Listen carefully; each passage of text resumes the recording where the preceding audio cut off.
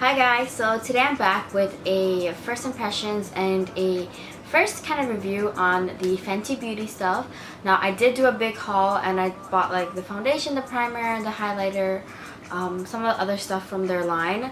I did want to put it out soon so that you guys can reference this video when you want to buy the Fenty Beauty stuff, because I know when I was looking to buy the Fenty Beauty stuff I did go through a lot of YouTube videos for references, for reviews, and then I finally caved in and I bought it.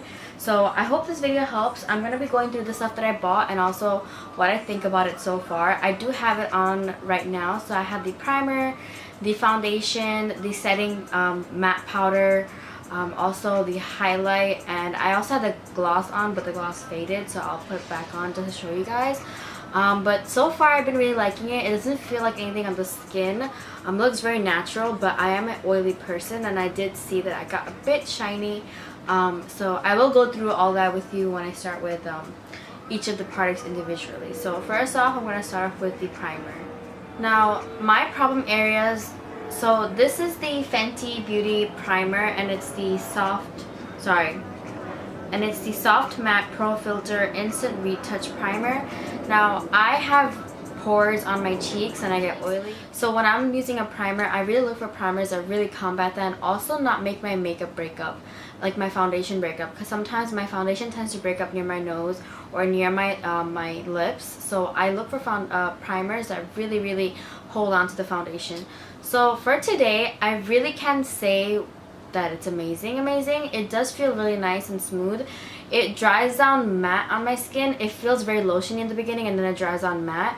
As for pores, I did see that my pores were visibly, like, not visibly gone, but like they are there, but they're much more smoother than before. So I like it so far. It's not bad. I am looking for a really good primer, so hopefully in the long run this works out really well. But if it's good, and you'll probably see it in my future videos, and I do hope to have more like fall videos coming up soon, so look out for those. The next product that I have is the Fenty Beauty Pro Filt'r Soft Matte Longwear Foundation, and I have the shade 330.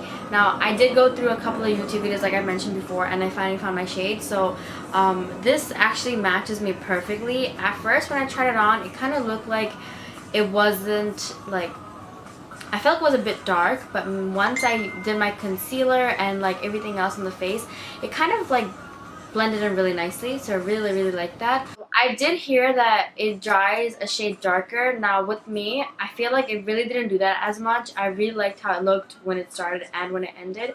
Usually like my other foundations too, like if you swatch it on my hand, it looks very light. But once I put it on my face, it kind of just blends in. So with this foundation, it was the same thing. It kind of looked really good once I put it on the skin. I did like that. It looked very smooth and it blended really nicely as well. It's a watery consistency. So if you have the NARS Luminous Weightless Foundation, it's almost like that consistency. But when you put it on the skin, it kind of looks more of a soft matte natural, which I really like. Whereas the luminous one, the NARS one, is very luminous. So as for now, it's been I think it's been 3 hours or 4 hours that I've been having it on my face. I did see that I got a bit oily, so I did blot my face and I did apply some powder on top. Otherwise, like, I was sweating on my nose and it didn't move or anything on my nose. It stayed in place. One thing I did notice is that it was breaking up near my nose area, but once I blended it out, after a while, like right now, it's not breaking up, it's staying in place, so which looks really good. Also near my lips, my foundation tends to like crease right here, so that didn't happen with this either. So I've really been liking how it looks on my skin so far. It looks very natural and doesn't feel like anything, which I really like. Usually, like, I don't like heavy foundations on like a day-to-day basis, so this actually feels really nice. It's just, it kind of gets oily really quick on me, and I am like a combo oily person, so we'll see how it goes in the long run. After that, well, I'll show you, like, I actually bought the brush. So I did buy the Fenty Beauty brush and I applied the foundation with this. Now I have a lot of foundation brushes and I actually love Morphe brushes for foundation. I only bought this because on YouTube a lot of people were saying the brush was really nice and it applies really well with the foundation. And my fear with these type of brushes, which feel synthetic, is that it leaves streaks. But I actually applied the foundation today with this brush, and it didn't apply any streaks. It actually blended really nicely. But one thing I would say is it takes a bit more longer for me to blend out the foundation with this, because with my other brushes it's so easy. I'm literally blending and I'm then done. But this one I really have to like kind of take my time. But I guess I'll get used to it. So far actually applied the foundation really nicely today, so I don't mind it. I did buy the precision makeup sponge, but I have not used it yet, so I guess I'll use it in like a featured video or something and show you guys what it really does. I'm going to keep it. I was thinking I'll return it once I get it, because I just bought it for the heck of it, but I think I'm going to keep it because it's only $16 compared to the beauty blender, which is $20, and my beauty blender is kind of getting old, so I'd rather use this, and it's only $16, so I don't mind it. I'm going to keep it, and it actually has a really nice like shape to it. It's flat on the top, so I feel like it's really nice to get under the eye, or even like bake and contour, like really carve out your contour on the cheeks. So I'm really excited for this. And then to set my face, I did use the Fenty Beauty Universal, what is this called? Invisimatte blotting powder. I already scratched it, it's so sad. But it's like, it's literally a white powder, and I haven't used flash photography with it yet, so I'm not sure if it will be flashback yet. But I did use it with a brush in the beginning, and I feel like with a brush it didn't really do anything. And then I went in with the little puff that came with it, and surprisingly, like, there's not, like, I used it on top of my foundation, and it didn't, like, the foundation didn't come off that much on the puff, so I'm pretty surprised, because usually I would think that the puff would be like covered with like foundation on it. But what I did is that I just like literally patted it onto the areas right after the foundation, and then when I was getting oily, I did come back from outside and I saw that my girl was getting oily. I did go back with this and I used the brush, and still again I did not see any difference with the brush, but when I did go back with the puff and really press it into my skin, I did see a big difference. The skin looked much more matte that way instead of with the brush. I feel like the brush kind of just like, it doesn't like really like push it into the skin, so it really didn't do anything, whereas this little puff, it really pushing into the skin, it mattifies it much more. So I have been liking it so far. It's not that bad. I wanted something easy like this to be in my purse when on the go, so throughout the day if I'm oily, I can just really like pat myself like with the powder and I'll be like really matte or like dry, because usually throughout the day I get really oily. And I don't like carrying my Makeup Forever HD powder in the banana shade, because I feel like that kind of has flashback in it. I haven't used it in a while, but I remember I stopped using it because it was giving me flashback, and also it was like not very like not doing enough for me, so I stopped using it. So I might go back to it and see why I stopped using it. But this I like. It's cute. You can put it on in your purse and kind of looks nice and chic. I like it. And as for the highlighters, I didn't get the trophy wife because I knew for a fact I would never be using that shade on my cheeks or on my eyes, and if I wanted something for my eyes, I wouldn't pay that much money for that big of a pan anyways. So I really didn't buy a trophy wife, but I did get a highlighter from them. It's the Fenty Beauty Killawatt Freestyle Highlighter Duo in Mean Money and Hustler Baby. And this was the only one that I saw in the whole collection that I felt like I would actually use on an everyday basis.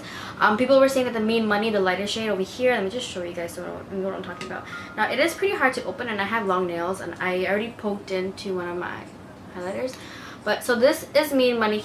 This is Hustler Baby, and this is Mean Money. So I'll swatch Hustler Baby right here, and it is a very blinding highlight, almost like champagne pop, but not really. But it has that tinge, like a peachy gold tinge to it.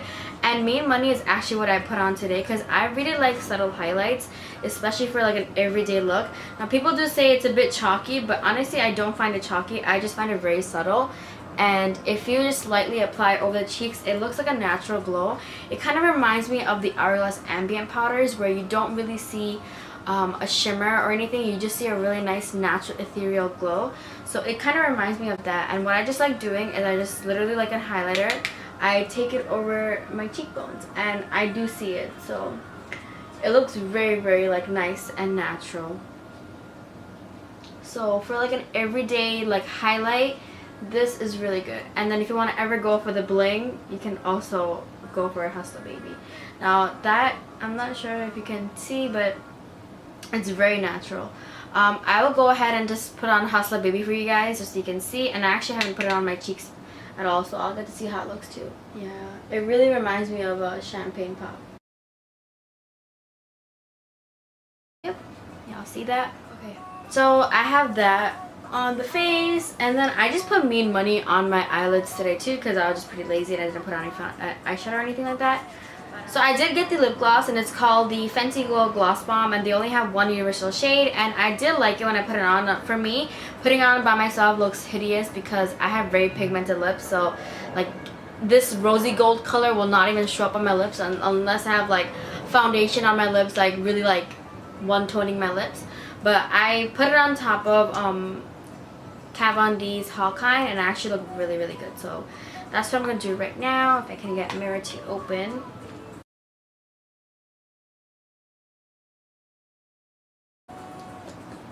It reminds me of like Italian ices, like the pina colada flavor. If you guys ever tried it, but like it literally tastes like that, which I don't mind. It tastes really good. So it's not sticky. I think it's like an oil based. It's an oil based gloss, so it's hopefully doesn't bleed, but it looks really nice. I really like how it feels on the lips. I've worn it throughout the day today, and I actually really like it. It's not bad. But like I said, for me, I have very pigmented lips. It's really not going to show. It's only going to show as like a clear gloss with like gold specks on it if you have really pigmented lips. So if you want it to really show, put on like a foundation or concealer on your lips, or wear over on top a nude liquid lipstick or anything like that. And then you'll actually like get nice shine or color like this if you're really going for it.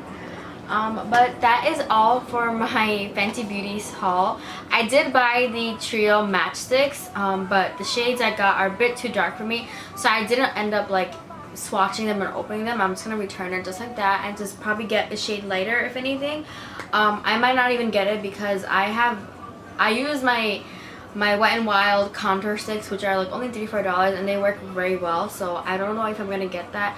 And also like the only thing I really wanted the whole trio was for the contour stick and the highlighting stick, the shimmer highlighting stick.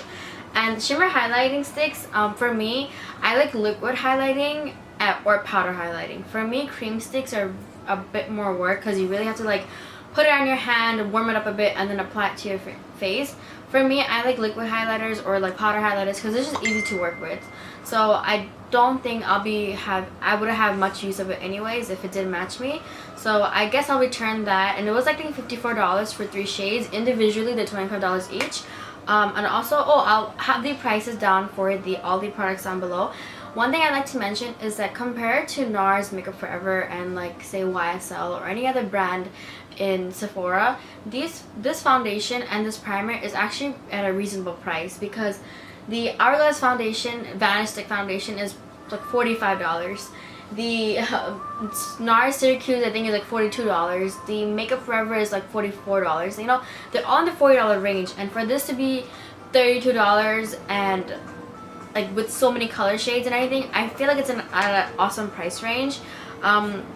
The powders are actually in the 30s also, which I don't mind entirely. They're okay, but I just feel like maybe since those were in the 30s, this could have been like the high 20s price point, but I don't mind it.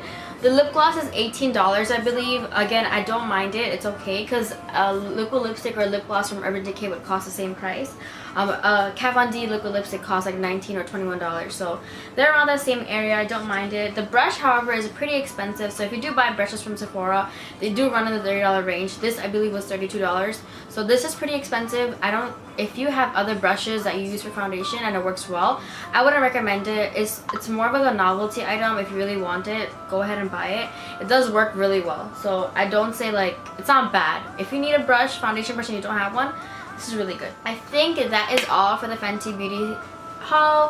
Hopefully I'll do more videos for you guys using the products, and you'll see me applying it and like, I don't know, like work with it, I guess, in future videos. Hopefully I'll do like more fall looks now that fall's coming around, and I'm so excited because I get to wear like my dark red lipsticks and everything. So I am excited for that. I hope you guys enjoy the video and you found it useful. If you really like the video, please give it a thumbs up and subscribe if you haven't. It really helps. Kind of makes me excited, you know, like if I see like one more subscriber like every day or something. I'll let you guys go. Bye. I know I already changed, but I just want to add something in. So I asked my mom how my foundation looks, and usually I do that because she gives me the most blunt answers and like tells me if I look ugly or tells me if something on my face looks really stupid. So I asked her how this looks and she told me that it actually looks like I don't have anything on, like it's like my naturally glowing skin. It looks like, she said the foundation matched me pretty well. It doesn't even look like it's not too light, it's not too dark, just right in the perfect middle.